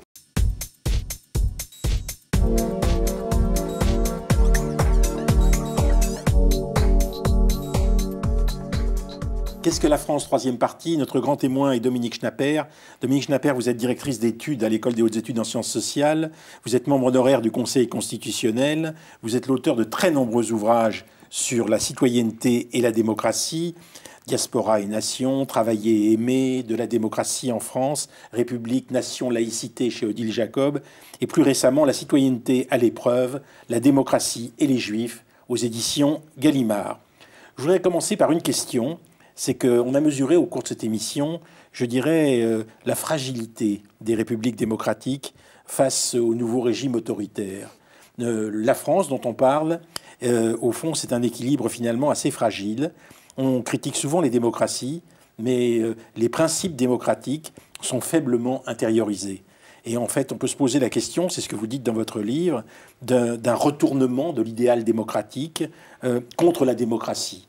Lorsqu'on voit le problème que pose la présence en France d'un certain nombre d'étrangers, personnes d'origine étrangère, de Français d'origine étrangère, quand on réfléchit aux conditions dans lesquelles l'islamisme joue des faiblesses des régimes libéraux, vous en parlez, on a l'impression que de la critique à la remise en cause, il n'y a qu'un pas. et que petit à petit, il y a comme une extension de la mélancolie démocratique, le terme est de Bruckner, mélancolie démocratique, et une fascination pour tout ce qui est illibéral, et je pense évidemment au régime d'Orban, au régime italien ou au régime de Chavez. Et donc au fond, la question que je voudrais vous poser en commençant cette émission, c'est cette fragilité démocratique. Vous y insistez énormément dans tout ce que vous avez écrit, ça crève les yeux, et personne n'en parle en dehors de vous, ou peu de gens en parlent en dehors de vous. Oh, il me semble que je ne suis pas la seule à souligner la fragilité historique des démocraties, ni leur fragilité actuelle. Mais ce qui est très frappant, c'est qu'en 89, à la chute du mur de Berlin, on a eu le sentiment que c'était la victoire de la démocratie, qu'il y avait eu depuis la Seconde Guerre, enfin depuis même avant la Seconde Guerre mondiale, mais enfin en tout cas depuis la Seconde Guerre mondiale et le communisme, une contestation radicale des principes démocratiques, et que malgré ses faiblesses internes, malgré le fait que les démocraties n'aiment pas faire la guerre, ne la font que quand elles sont obligées de la faire, et bien finalement la démocratie avait gagné. Elle avait gagné, le nazisme n'existait plus, le communisme n'existait plus, et il n'y avait pas plus de... On avait le sentiment qu'il n'y avait plus de meilleure idée que l'idée démocratique, même si elle était éventuellement mal réalisée. Et cette victoire montre rétrospectivement que la période du conflit avec le monde soviétique a été un facteur de renforcement de la démocratie, parce qu'elle avait un ennemi, et elle savait d'une certaine façon, ceux en tout cas qui la défendaient, pourquoi ils la défendaient. Et ils avaient face à eux ce qui était une forme de dérive, même si c'était une dérive extrême, qui était le monde soviétique. C'était une dérive extrême de la modernité politique. Et les démocrates savaient pourquoi ils se battaient. Et depuis 89, à tort ou à raison, les démocraties ont le sentiment qu'ils n'ont plus d'ennemis. Et ce qui leur permettait de tenir n'est plus là pour leur donner conscience de leurs valeurs. Et je suis très frappée par les résultats des enquêtes que nous avons sur les jeunes, qui sont tout à fait tentés par d'autres formes de régime, et pour qui à la fois la liberté extrême dont nous disposons et la relative richesse, quand on la compare à l'histoire de l'humanité, nous disposons d'une richesse exceptionnelle, dont il n'y a aucun précédent, qu'on n'a jamais connu. Ces conditions assez exceptionnelles de vie dont nous disposons dans les démocraties, non seulement ils n'en ont pas conscience, parce que ça va de soi, de toute façon c'est normal d'être libre et riche finalement, donc ils n'en ont pas conscience, et n'en ayant pas conscience, ils sont tentés par d'autres formes politiques. Et ils sont d'autant plus tentés que la démocratie n'impose pas le sens de l'existence. Elle dit à chacun, bon, c'est à vous de décider le sens que vous voulez lui donner, mais moi, je ne vous impose rien. Alors, c'est à la fois une liberté pour tous ceux qui ont la vigueur de savoir le sens qu'ils veulent donner à leur vie, mais pour des populations marginalisées, socialement, ethniquement, historiquement, c'est un espèce de grand vide qui peut être rempli par toutes sortes de choses qu'on a vues tout à l'heure. La nature ayant horreur du vide, évidemment. Et donc, ça rappelle une grande leçon de l'histoire qui était, ça remonte à assez longtemps, mais ça parlait de démocratie aussi, puisque c'était la démocratie athénienne qui était aux prises avec Sparte pendant les guerres du Péloponnèse. Et Sparte était forte dans la guerre et l'opposition. Et à partir du moment où Sparte a gagné les guerres du Péloponnèse, eh bien, elle s'est étiolée. Et dans la paix, elle était devenue faible. Parce qu'il n'y avait plus d'ennemis. Il n'y avait plus cette confrontation. L'ennemi fait exister le sentiment d'appartenance, le sentiment d'identification. Et fortifie la démocratie, en l'occurrence. Et fortifie la démocratie. Et ce qui me paraît essentiel là-dedans, dans cet affaiblissement de l'idée démocratique et de l'identification à l'idée démocratique, et donc de la volonté de la défendre comme étant, non pas selon la formule définitive de Churchill, non pas un régime admirable, mais le moins mal de ceux qu'on a connus dans l'histoire humaine. Et il faut tout de même s'en tenir là, c'est un argument très très fort. Et pour en avoir conscience, l'ennemi donne conscience de ce qu'on a. Et aujourd'hui, on a le sentiment que ce sentiment a disparu. Cela va de soi. Cela va de soi, et au fond, ça pourrait être autrement. Et il y a une sorte de vide qui peut être vécu par les uns comme une liberté admirable, et par les autres comme un vide insupportable qu'on remplit avec de de mauvaises raisons. Dominique Schnapper, est-ce que vous ne croyez pas que le modèle républicain est mis en question, parce qu'autrefois, il s'agissait de penser en se mettant à la place de tout autre, c'est ce que vous dites, c'était ça le modèle républicain. Les politiques d'intégration qui étaient menées au nom d'un respect égal pour tous les citoyens, est-ce qu'elles ont échoué ? Se sont-elles heurtées au caractère, disons, définitif du pluralisme des valeurs et des sociétés multiculturelles ? On a l'impression, si vous voulez, que ce conflit interne est très présent. Et c'est pour ça que j'ai voulu commencer cette émission avec ce que sont devenus les étrangers qui sont arrivés en France et qui sont devenus des Français. C'est sur l'intérieur que se font les conflits, et c'est comme si la démocratie était mise en cause de l'intérieur. Oui, l'échec, le soi-disant échec de l'intégration me paraît, parce que c'est une formule qu'on retrouve Bien beaucoup, sûr. et j'avais fait un article là-dessus avec un point d'interrogation, me paraît à la fois vrai et faux. Et vos intervenants l'ont bien dit tout à l'heure. À la fois, ils sont contre la démocratie et contre la France, mais ils sont objectivement très français, et dans certaines conditions, ils peuvent se sentir français.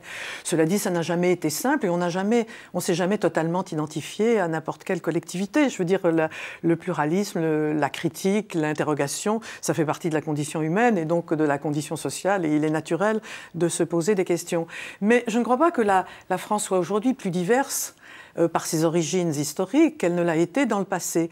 Mais il y a une différence avec le passé et avec les vagues d'immigration précédentes, c'est que la France... disons avant la Seconde Guerre mondiale, croyait en sa supériorité et aux bienfaits qu'elle donnait à ces étrangers qui venaient devenir français. Donc elle ne voulait rien savoir sur eux, en leur disant « vous avez la chance de devenir français, point, c'est tout ». Aujourd'hui, la démocratie étant beaucoup plus faible, s'interroge beaucoup plus sur ses valeurs, n'est pas sûre que d'imposer l'histoire de France, ce soit mieux que d'imposer l'histoire du Mali ou de la Chine. Et alors, d'un point de vue moral ou d'un point de vue proprement intellectuel, c'est peut-être un progrès, mais pour intégrer des enfants d'étrangers, c'est pas le meilleur moyen que de souligner que la part sombre. Car l'histoire française, on l'a dit tout à l'heure, c'est à la fois des phases lumineuses et beaucoup de phases sombres aussi. Et comment associer d'une certaine façon la reconnaissance des différentes à l'intérieur de la France et l'exigence de justice. Parce que c'est un des problèmes que vous posez, au fond, entre intégration culturelle et intégration structurelle, il y a finalement un pas. C'est deux données différentes. L'intégration culturelle, c'est-à-dire la transformation des enfants de migrants, des migrants eux-mêmes, dans certains cas, quand ils sont arrivés jeunes, et on en a vu un exemple tout à l'heure particulièrement brillant, ou des descendants d'immigrants, ils deviennent français culturellement comme les autres. Avec une petite particularité quand même, ils gardent leur petite particularité. Mais nous avons tous nos particularités. Oui. Nous avons tous nos particularités. Aucun Français dit de souche n'est sans particularité. Bon, donc par-delà toutes les particularités, il y a le fait commun d'avoir participé aux mêmes institutions et de respecter les mêmes règles de la vie en commun. Et ça c'est l'intégration culturelle, et finalement, ça ne pose pas plus de problèmes qu'avant. L'intégration structurelle, c'est-à-dire la participation à la vie collective, est à la fois plus rapide et plus lente qu'elle n'a été dans le passé, parce qu'il y a beaucoup plus d'exigences. Les individus démocratiques veulent un peu tout et tout de suite. Et voulant tout et tout de suite, par définition, ils se heurtent à des injustices et à des discriminations. Je ne connais aucune société historique dans laquelle il n'y ait pas des injustices et des discriminations.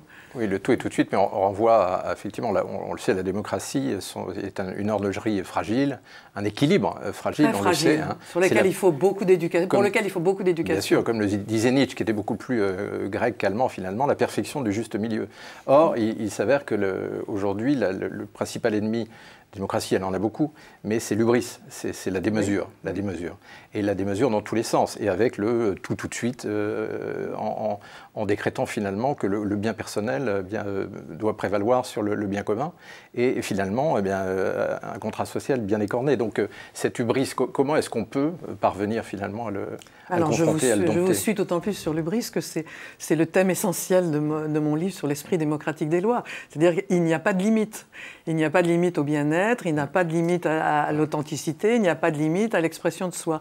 Or, la vie collective suppose un minimum de contraintes et de solidarité. Ce qui fait une société, c'est non pas qu'on est près les uns des autres, ou peu différents les uns des autres. C'est qu'il y ait entre ces gens, avec tous leurs particularités, comme vous disiez Antoine, qui acceptent la contrainte du collectif et le minimum de solidarité qui crée une véritable société. Et que la volonté générale, comme disait Rousseau, n'est pas la volonté de chacun. Donc il y a quelque chose qui dépasse l'intérêt de chacun. Voilà, exactement. Alors Montesquieu disait la République ne tient qu'avec la vertu, et par la vertu, il entendait le sens de l'intérêt général. Bon, il est normal que nous ne passions pas tout le temps à l'intérêt général, hein, que nous avons nos intérêts particuliers. Mais quand les hommes politiques, à aucun moment, ne prennent en compte l'intérêt général, là il y a le problème de l'élite démocratique, et là il est grave. Alors pour parler de cette diversité, je voudrais revenir à une phrase que vous utilisez, je voudrais la citer exactement. « Intégrer culturellement, donc animer des mêmes aspirations et des mêmes ambitions que les autres individus démocratiques, les descendants des migrants marginalisés n'ont pas les moyens matériels et intellectuels de les réaliser de manière licite. » Alors, moi, je voudrais que vous Ceux qui sont désocialisés. Hein. Mais oui, justement. Désocialisés, alors, ça ne veut pas dire qu'ils sont tous désocialisés. Et vous ajoutez, le recours à la violence pure témoigne de cet échec annoncé. Donc vous parlez quand même de la possibilité d'un échec Bien sûr qu'il y a une possibilité d'échec. Il y a une possibilité d'échec dans toutes circonstances. Et nous avons quand même une population marginale très minoritaire, mais qui existe et dont le rôle politique est beaucoup plus important que sa représentation statistique, puisque c'est effectivement un phénomène très minoritaire, mais qui a un sens politique que nous ne pouvons pas évacuer. Est-ce que c'est aussi l'échec du modèle ? C'est l'échec de la démocratie, c'est beaucoup plus large, je crois. Ce n'est pas le modèle d'intégration français en tant que tel, c'est l'échec de la démocratie à pouvoir répondre à l'ensemble des aspirations des individus démocratiques. Et cet échec est évidemment différent selon l'histoire de ces individus, selon leur héritage social et historique, qui leur rend plus ou moins difficile d'être décalé par rapport à l'attente qu'on a dans la société. Vous dites un peu plus loin que la souffrance de l'attachement des pères à la terre natale et l'humiliation qu'ils ont connue est réduite au travail en miettes dans les usines des 30 Glorieuses. C'est la source de ce problème. C'est une des sources du problème. Oui, c'est une des sources du problème, c'est le problème des descendants. Il y a plus, paradoxalement, il y a beaucoup plus de problèmes pour les descendants, justement parce qu'ils sont devenus français et qu'ils sont devenus des individus démocratiques et qu'ils ont donc des aspirations et des revendications qui sont celles que nous partageons tous. Leurs pères, les pères, enfin au sens générationnel, n'ont pas cherché à être français, savaient qu'ils n'étaient pas français, et ils avaient comme sens à leur migration donner de quoi élever leur famille. Et ça, ils l'ont obtenu dans des conditions que rétrospectivement nous admirons, parce qu'ils ont travaillé dans des conditions terribles, mais ils avaient un projet positif, ils pensaient que leur fils et leurs filles connaîtraient de meilleurs... Alors justement, vous êtes pour ce projet commun. Vous êtes, et vous définissez ce projet. Vous dites qu'il faut qu'il y ait ce projet commun. Ben, il faut qu'il y ait un projet commun pour qu'on puisse exister collectivement. Et vous ajoutez, même s'il comporte une large part de rêves et de mensonges. Bien sûr. Je vous cite. Hein. Oui, mais ce qu'on a raconté tout à l'heure sur le récit national français, c'est plein de mensonges. Jeanne d'Arc, telle qu'elle est racontée aujourd'hui, ça n'a pas de rapport avec la réalité historique. N'empêche que c'est un beau récit qui fait partie de celui que nous racontons, parce que tout collectif a besoin de se raconter.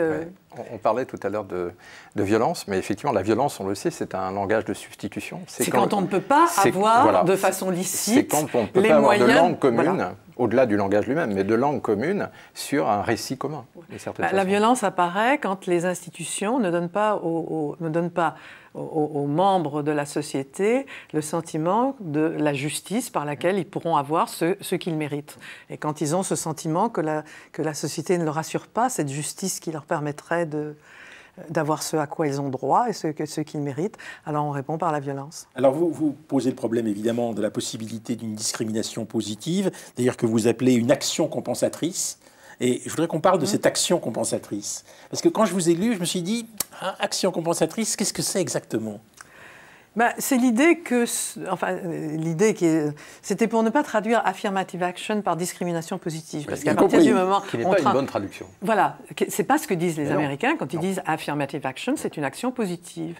Et la discrimination, tout de suite, on est contre. Or, je ne suis pas pour la discrimination positive ni pour l'affirmative action, et je donne les raisons, mais je pense que cette traduction n'est pas juste.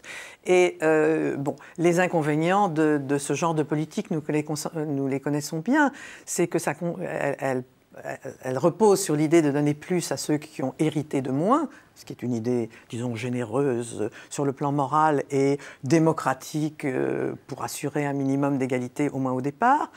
Mais elle aboutit inévitablement à créer des catégories à l'intérieur de la population et donc à assigner les individus à ces catégories particulières au lieu de les élever au monde commun. Quand vous avez une grand-mère hispanique, vous pouvez tout à fait aimer votre grand-mère et ne pas vouloir être considéré comme hispanique, mais si les hispaniques, on leur donne des droits en fonction de l'affirmative action, eh ben vous vous déclarez hispanique et vous renforcez votre identité hispanique. Et je pense que le rôle des pouvoirs publics, c'est d'insister sur ce qui est commun à tous et de donner à tous le moyen de dépasser leurs particularités. C'est pourquoi je critique cette politique, mais que je trouve qu'on ne devrait pas l'appeler de discrimination positive. Et en même temps, vous en venez à dire qu'il y a une perception ethnicisée de la réalité qui pose problème. Parce que si on introduit des catégories ethniques, on risque d'imposer une catégorisation ethnicisée, donc à vocation essentialiste de la réalité. D'assigner les personnes à leur origine. Or, son origine, on doit être libre d'en faire ce qu'on veut. Moi, je n'ai jamais été choquée par les gens qui disent « Bon, mes grands-parents étaient ceci, mais moi, ça n'a pas de sens pour moi. » Je trouve que c'est leur droit le plus strict. Oui, et que la politique d'action positive en faveur de certains groupes aboutit à figer et à essentialiser les appartenances particulières et que ce n'est pas le rôle de la politique publique. Si on se sent très proche d'une origine ethnique ou religieuse, ça fait partie de sa liberté, mais ce n'est pas le rôle de l'État que de renforcer cette affirmation qui est de l'ordre de la liberté des individus. Et puis, on évoquait tout à l'heure l'identité dynamique, mais c'est vrai que l'identité, c'est un peu comme le fleuve d'Héraclite, on se baigne jamais deux fois dans la même. C'est évolutif, oui, forcément. Quand on a parlé, non pas d'identité, mais d'identification, qui à la fois montre que c'est un processus et surtout qui peut être pluriel. On a des identifications, on s'identifie à une religion, à un groupe partisan, à une histoire particulière. Enfin, on a des identifications et elles changent au cours de la vie. Et nous avons assez d'exemples de juifs de gauche revenus au Talmud à la fin de leur vie pour savoir qu'il peut y avoir des identifications successives. Bien sûr. Dominique Schlapper, vous dites plus que l'affaiblissement de toute transcendance religieuse ou politique a affaibli la société démocratique et vous dites ça risque de donner pour seul objet d'assurer le bien-être de ses membres donc, et de ne plus nourrir un projet commun susceptible de transcender les intérêts immédiats et les égoïsmes de ses membres. Ça veut dire qu'en fait, pour vous, le fait qu'il n'y ait plus de transcendance religieuse affirmée comme telle fait que... Ni politique, comme était le patriotisme. Oui, ni politique, risque de faire que la société, au fond, s'éclate en mille morceaux et qu'il n'y ait plus de projet commun. Alors, comment y remédier? Vous n'êtes pas quand même pour le retour d'une transcendance? Transcendance affirmée, j'entends. Oui, à titre individuel, je n'ai rien contre les transcendances religieuses. Je trouve que c'est la liberté de chacun et je respecte parfaitement ça. Mais il est évident qu'il y a une forme de transcendance religieuse comme mode d'organisation du social qui n'est pas envisageable et qui a une forme de patriotisme qui était la transposition sans Dieu de la transcendance religieuse. Je veux dire, le rapport à la patrie, c'était le sacré, Dieu en moins. Ça change un peu, mais enfin, malgré tout, c'était de cet ordre-là. Donc, on ne peut pas penser à un retour de ces formes anciennes. Et le danger est qu'effectivement, il n'y ait plus dans chacun d'entre nous que la recherche de son propre bien-être, ce qui ne permet pas de constituer un projet commun. Et il faut, comme je suis une vieille républicaine et une vieille rationaliste, c'est l'espoir de faire comprendre aux jeunes générations la valeur, disons, des principes proclamés par la Révolution française, c'est-à-dire de la liberté, de l'égalité de tous ceux qui constituent cette société et de leur montrer combien c'est un projet unique, fragile, et dont, s'ils ne les défendent pas, qui va se déliter complètement.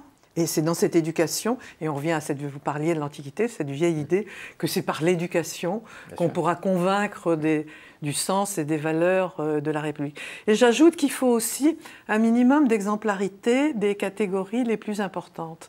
Parce que je pense que le monde politique, qui est quand même le monde par lequel se fait l'unité de la société, s'il se conduit d'une manière qui remet trop en question les valeurs auxquelles nous nous référons, c'est très grave, parce que c'est quand même dans le politique que s'exprime le commun à tous, par-delà les particularités. Et on voit bien que la qualité du monde politique et la qualité des pratiques politiques est essentielle. On voit bien que le terrible et lamentable tous pourris se construit sur ce constat. Et catastrophique. Et catastrophique.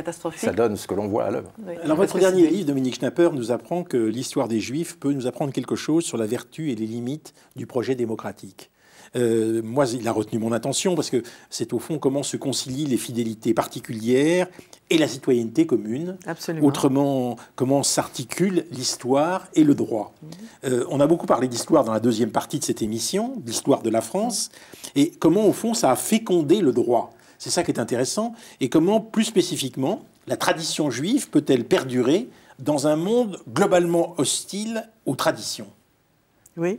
La question de comment conjuguer les fidélités particulières et la citoyenneté commune, d'une certaine façon, ça résume mes décennies de travaux scientifiques, enfin de travaux auxquels je me suis consacrée. Et le cas des Juifs, oui, m'a paru exemplaire, dans la mesure où la tradition juive est particulièrement forte. Elle est plus forte que beaucoup d'autres traditions nationales ou régionales qui n'ont pas le même poids historique, intellectuel et culturel que la tradition juive, et que d'autre part, il se heurtait à une opposition séculaire dans des sociétés qui ont été formées par le christianisme et pour lesquelles ils étaient ceux qui avaient mis Jésus à mort. Et par conséquent, il y avait à la fois une tradition très forte du côté des Juifs et une hostilité très grande du côté des républicains pour les intégrer. Et c'est ce que montre l'histoire, à la fois l'effort qu'a représenté pour les Juifs l'adaptation au monde de la citoyenneté, parce que sur le patriotisme de la fin du 19e, on a rétrospectivement pensé que ça ne faisait pas problème. Or, ça a fait un grand problème. Les communautés juives se sont senties dépouillées de leur pouvoir politique et juridique, parce qu'il fallait réinterpréter le judaïsme sous forme, disons, spirituelle, religieuse, culturelle, intellectuelle, spirituelle, mais abandonner la dimension politique et juridique. C'était un effort considérable et il a fallu 2 ou 3 générations. Effort que n'a pas fait l'islam, entre parenthèses, jusqu'ici. Effort que n'a pas fait l'islam jusqu'ici et qu'il doit faire s'il veut participer à la société démocratique. Et vous posez une autre question, vous posez la question de savoir si... Vous permettez, je finis. Et du côté des républicains, on a vu dans les débats des 2 années avant de donner l'égalité de la citoyenneté à quel point ça heurtait, que l'idée qu'ils pouvaient être des citoyens comme les autres heurtait les perceptions qu'on pouvait avoir d'eux. Donc l'exemple m'a paru exemplaire de ce point de vue-là. Alors justement, vous montrez que, est-ce que par nature, les sociétés modernes, même démocratiques, ne peuvent pas ne pas dériver vers un racisme, un antisémitisme qui résiste à la rationalisation? Et vous posez cette question. Je pose la question et l'histoire a répondu, au moins partiellement. L'histoire a répondu, enfin, la crise de l'antisémitisme des années 1890, la crise de l'antisémitisme des années 1930, le début d'une recrudescence de l'antisémitisme depuis le début du XXIe siècle, montrent que ça n'est jamais gagné et que la démocratie non seulement n'est jamais établie et acquise, mais qu'elle est continuellement en danger et qu'il faut continuellement la défendre. Mais ce qui me frappe, et c'est pour ça que le cas des Juifs me paraît intéressant, c'est que quand il y a une crise d'antisémitisme, c'est toujours une crise de la démocratie. C'est toujours un signe redoutable sur la démocratie. En même temps, les limites de l'intériorisation par les individus du civisme et de ses exigences sont là, et on voit bien que même dans les démocraties, il y a certaines limites qui font que, voilà, on en vient à un moment où on ne peut plus supporter les Juifs, et il faut quand même que l'antisémitisme sorte de la société. Oui, l'antisémitisme existe dans nos sociétés. Et qui prennent de nouvelles formes aussi. Oui, c'est ça, mais il a toujours existé dans nos sociétés formées par le christianisme. La question, c'est quand c'est un problème politique. Qu'il y ait de l'antisémitisme personnel ou mondain, ça a toujours existé, et finalement, peu importe, il y a toujours des relations difficiles entre le Nord et le Sud, l'Est et l'Ouest, à l'intérieur d'une société, et il peut y en avoir avec les Juifs. C'est quand ça devient un problème politique que l'antisémitisme devient alors le signe d'une crise de la démocratie. Et en ce moment, il y a une dimension politique de l'antisémitisme, c'est indiscutable. Alors, il y a un dernier enseignement que vous tirez de la présence des Juifs dans la société française, c'est qu'on n'échappe pas à la tradition. Et vous montrez que, au fond, la tradition, c'est légitime, et que si les Juifs font rappel à la tradition, toute la société française a besoin aussi de faire appel à la tradition. Une société sans tradition, c'est une société barbare.